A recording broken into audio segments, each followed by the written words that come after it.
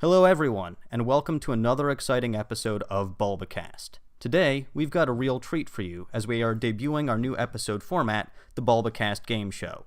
The rules are simple. I, the lovable and wise host, will ask our contestants a series of questions on a previously specified topic. The contestants will be given 30 seconds to answer the question. In order to buzz in, the contestant will type their name into the Discord text server, so there can be no questions as to who buzzed in first. At the end of the game, whichever contestant has the most points is declared the winner and Bulbcast Game Show champion. In the event of a tie, a bonus question will be asked to decide the winner. Given the upcoming holiday this Wednesday night, today's trivia topic is classic monsters. The questions can be about anything related to the monsters, including their appearances in novels, on film, in musicals, or in popular television shows. And now, without further ado, let's introduce today's contestants, starting with my former boss, Rocket Queen, who is now going by Hanzo. Hey everybody, Hanzo here. One of my many names. Next week will be Genji. It might be Genji for all we know. Depends on how many name changes I can get away with. My name on the forums actually right now is Grima, from Fire Emblem. Gotta be a scary dragon monster thing. But anyway, excited to be here. Excited to win the first ever Bulba Game Show. And his opponent today is our favorite tree-bulzing citizen of the United States, Glick. Hi. Yes, hello. And how are you feeling today, Glick? Like I'm going to win. Alright, that's a good attitude to have. And of course, I am your charming and quite popular host, the monster expert known as Maniacal Engineer. And I have 18 questions for our contestants to answer. Why 18? Well, it was originally going to be 20, but I wrote 17 and then I got engaged, so what little free time I had went right out the window. The 18th question popped in my head this morning, so I wrote it down. Alright, contestants, are you ready? Ready. Ready. Alright. Then, without further ado, here we go. Question number 1. Who wrote the novel The Invisible Man?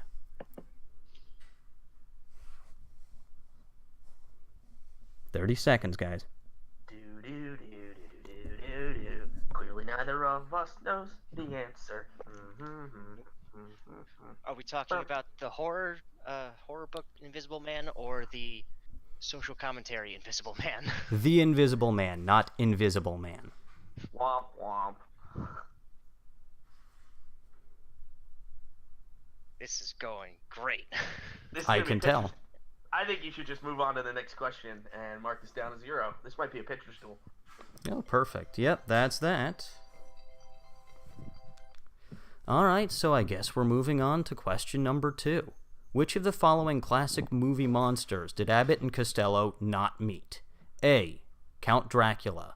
B. The Invisible Man. C. The Bride of Frankenstein. Or D. The Mummy. Glick. They didn't meet the Invisible Man. That is incorrect. Oh. Can you read the choices for me again? Alright, A. Count Dracula. B. The Invisible Man. C. The Bride of Frankenstein. Or D. The Mummy. I'm gonna go with C.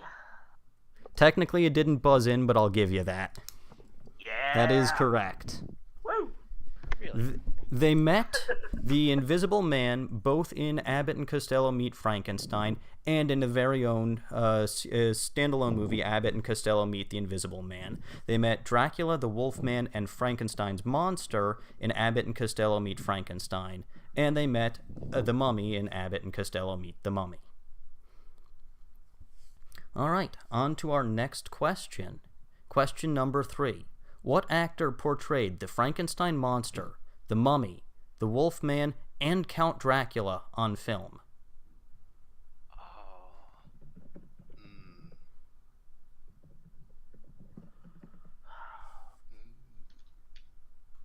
Glick. Was it Christopher Lee in the Hammer movies? That is incorrect. Hanzo, you want to take a shot at this one? Yes, I do.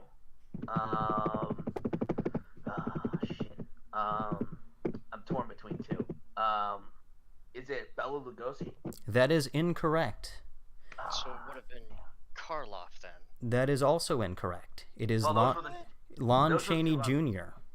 All right, I was torn between Karloff and Lugosi. Damn. All right, well, I was off either way. Yep. Real All right. pitcher stool. Well, you're still in a commanding lead with 1 as we move on to our 4th question. And I get a feeling neither of you are going to know this one either.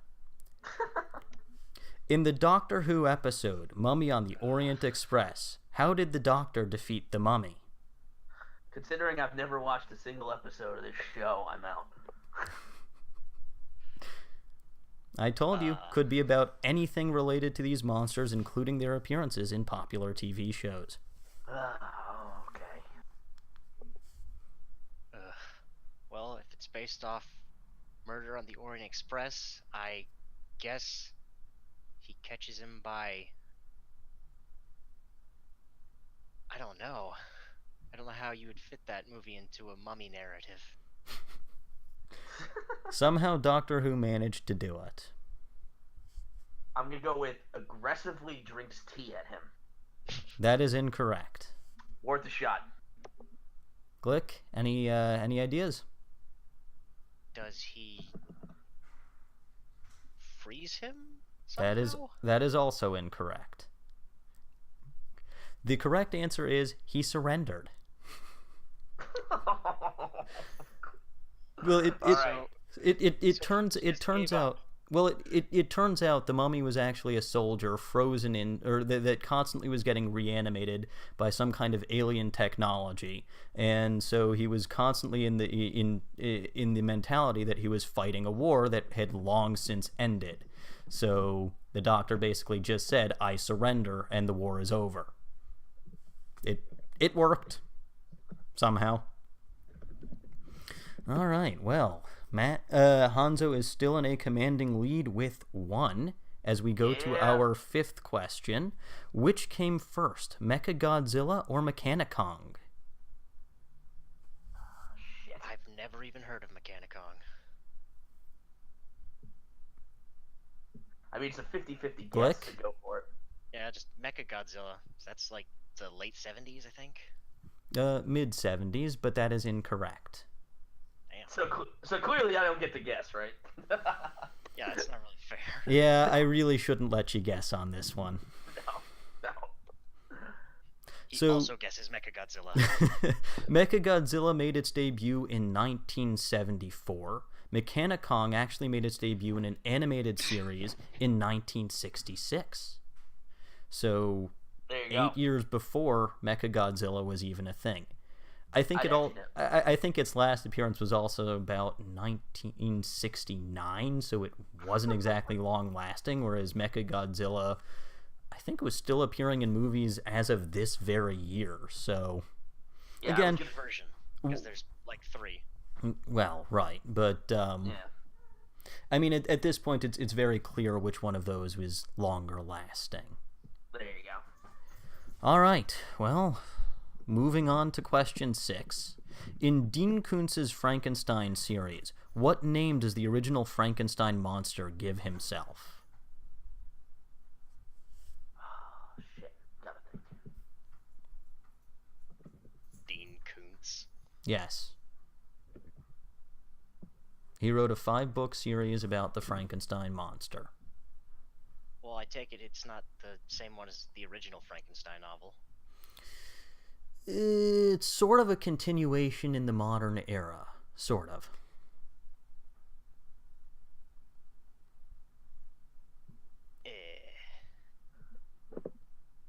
Any guesses on this one?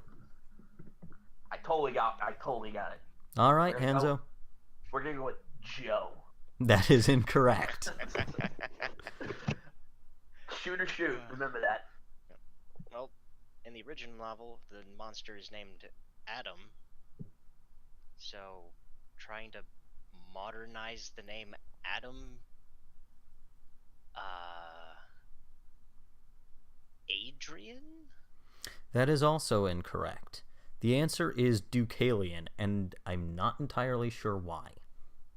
I think they explain it in the book somewhere, but I read that so long ago. So Deucalion is the son of Prometheus. If you know Oh. Greek mythology. Yeah. That makes sense. So why are we doing a Greek mythology quiz here? I might be doing a little better. Yeah, well, maybe someday. Find someone else that wants to do that, and we'll set up another game show. All right, well, we are going into our 7th question, and the lead is still 1. All right, so here we go. What is the name of the movie genre that involves or features giant monsters attacking cities? And what is regarded as the first such movie? And for a bonus point, what year did that movie come out? The first one.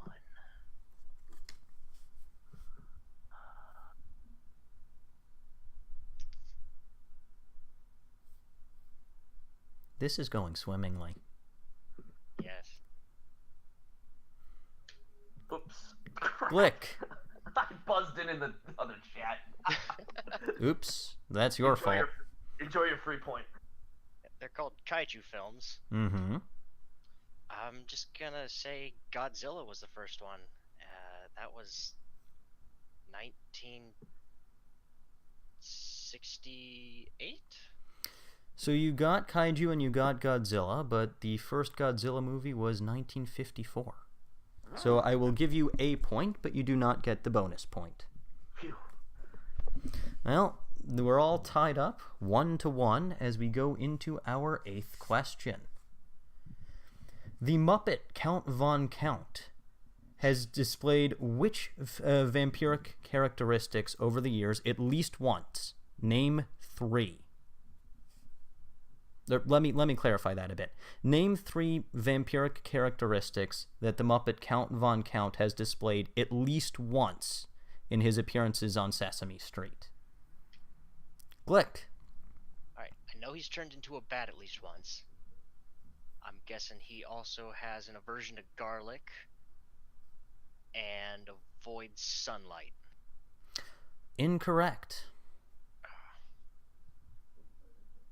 Okay, let me think.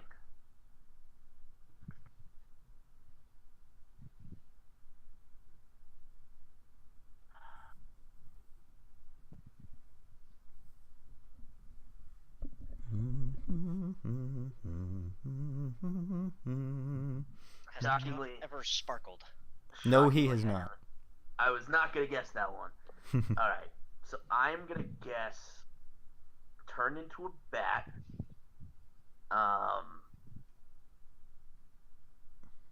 Secondly, I'm going to guess does not see himself in a mirror. And third, I'm gonna go with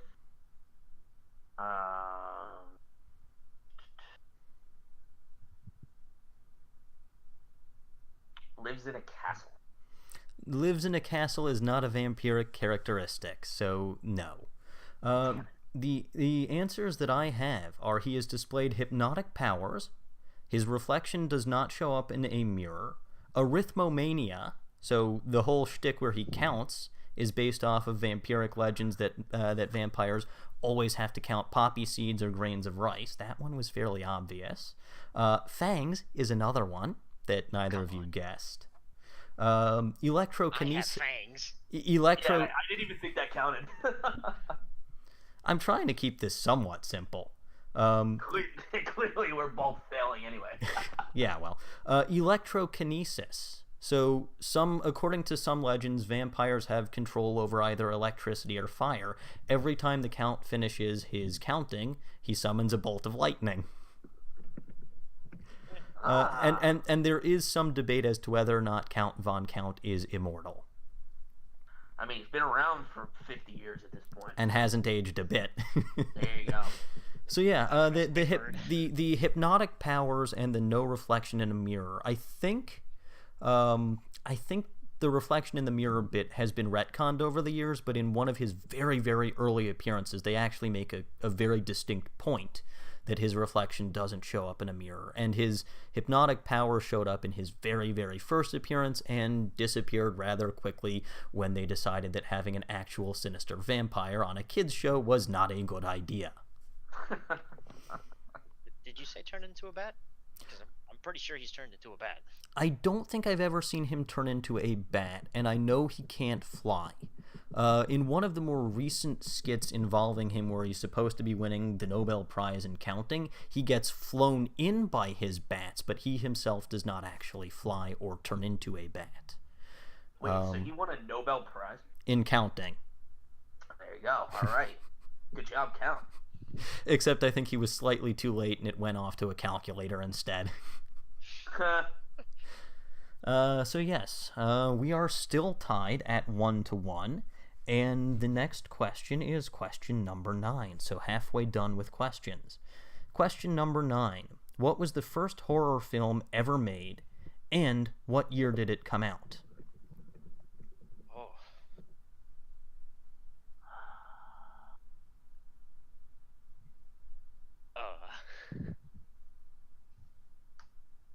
Womp womp.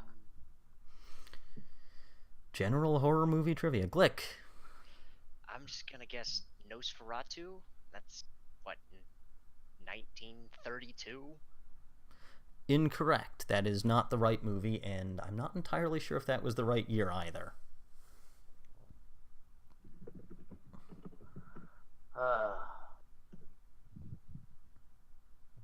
I'm gonna go with The Mummy, 1932. No, Also 'cause incorrect. The Mummy had audio. The first horror movie was a silent movie.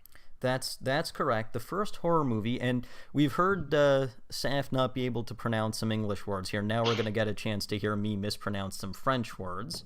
That would be Le Manoir du Diable, the House of the Devil or the Demon, which was a silent movie in 1896. Oh, come on.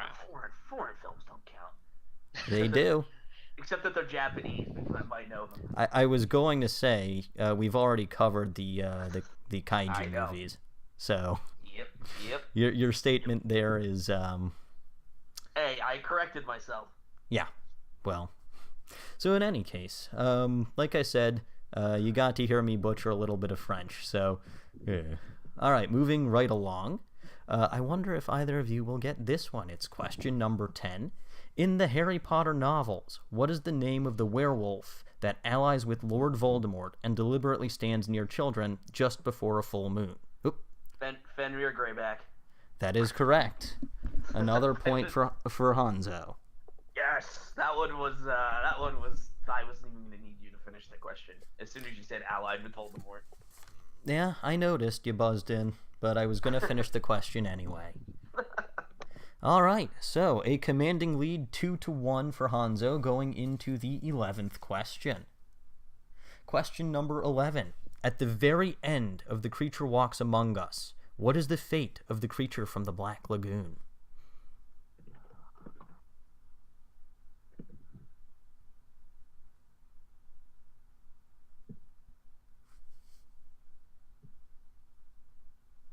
No guesses. Glick. Does he just go back where he came from? Not quite. Goes back to his swamp? Not quite. Has Shrek stolen his swamp? No. There is no Shrek in The Creature Walks Among Us. Goes to Florida. No. So the very end of The Creature Walks Among Us, we last see the creature, who was successfully altered or surgically altered to be an air breather, walking back into the water. So presumably drowns off screen. Huh. Kind of ironic, yeah. It's actually one of the bits of the horror movies that I've seen that's actually stuck with me the most because of how ironic of an ending it is. He probably is intending to go back to the Black Lagoon, but there's no way he makes it back, and he drowns. So, kind of a tragic ending, as it were. All right, well, this next one, I hope at least one of you gets. I suspect Hanzo should know the answer to this, but we'll see. In the musical version of Mel Brooks's Young Frankenstein, What musical number do Dr. Frederick Frankenstein's relatives sing to him during his nightmare? I've never seen the musical version. I don't know the musical as well. That's the thing. See, I actually saw the musical while I was in college. They had it at the Overture Center in Madison. Is it Join the Family Business? You gonna buzz in? Fine, Buzz. All right. What's your answer? Join the Family Business, I think? That is correct. Oh, yeah. And Hanzo extends his lead 3-1. All right, here's another good question. Going into question 13. Which Pokemon family's French names are derived from the word Nosferatu?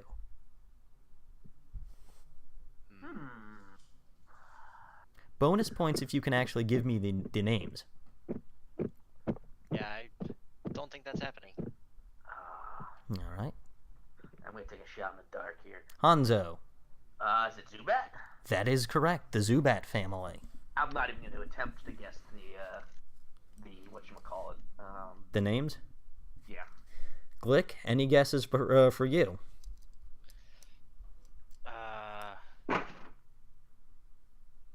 No. All right. Well, I happen to have those, courtesy of our resident French dolphin. They are Nosferapti, Nosferalto, and Nostenfer. Again, more me butchering French. But Yeah, I was going to say, I'm not going to take that bullet for you. yeah. But that does extend Hanzo's lead 4-1. Going into question number 14, can Glick catch up? All right, question number 14. Dr. Jack Griffin discovered the secret to invisibility while researching which drug?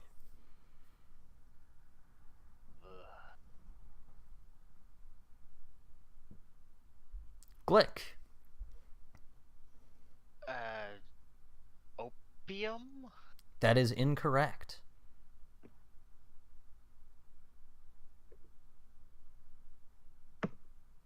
Hanzo. I am going to go with penicillin. That is also incorrect. The answer is monocaine. Penicillin probably wasn't even invented by the time Invisible Man came out. Oh, shit, you're probably right. Now that I think about it, you're probably right. All right, well, tough question for both. The lead is still 4-1 Hanzo. 15th question. In the 1932 movie The Mummy, which artifact brought Imhotep back to life?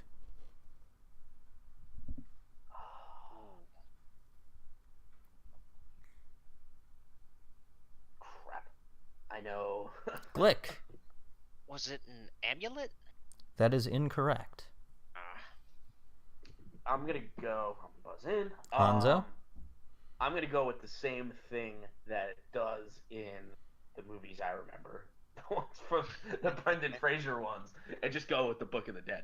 That is incorrect. The answer is the Scroll of Thoth. All right. I can't possibly win now. That's You can true. I think you can tie it. You can still tie it if you get the next 3 questions. So, going on to question number 16. What is the name of the boat that was on the expedition to the Black Lagoon in Creature from the Black Lagoon?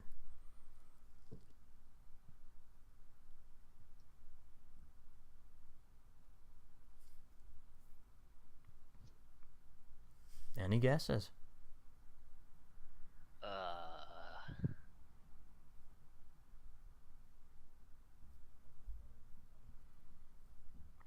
Glick. The Fairweather? That is incorrect.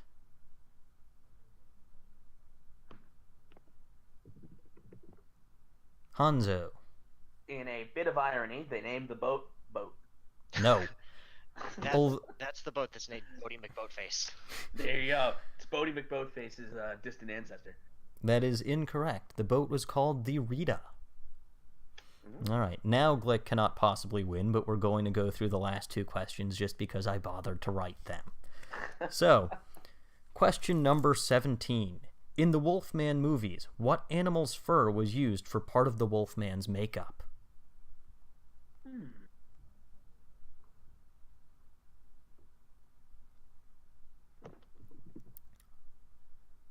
Glick. Gonna go with, like, Stout or Weasel? That is incorrect. Hanzo. Just because I think it would be cool. Wolverine. That is also incorrect. I admit, when I saw this, it was actually not what I expected. It's yak fur. Yeah, never would have guessed that one. Yeah, I know. So what do I win? We'll get there. Question number 18. And I get a feeling that you're not going to be able to answer this one either, given something you said earlier in the episode, Glick. But we'll see. Question number 18. Who created Mechanicong, and for what purpose? Do you mean the animation studio, or, like, within the cartoon? Within the cartoon. I was gonna say if we could guess animation studios, I might have a shot, but I'm out. There's a reason that I included this, because I was actually very amused when I saw this bit of trivia. All right. Well, like, if you've got a guess, otherwise, I've got no idea. I've never even heard of the thing till an hour ago. Was he made to fight off Martians? He was not, no. All right. So the answer is, he was created by an evil scientist known as Doctor Who. And it was created to mine for something called Element X. And yeah, it's not the same Doctor Who that's featured in the British television series of the same name. That's The Doctor, but I guess obvious inspiration is obvious, because I believe the original classic Who series had been going for a few years at that point, unless I'm mistaken. In any case, so that's it. That's it for the questions today. Looks like we have a final score of 4-1 in favor of Hanzo. So congratulations there. That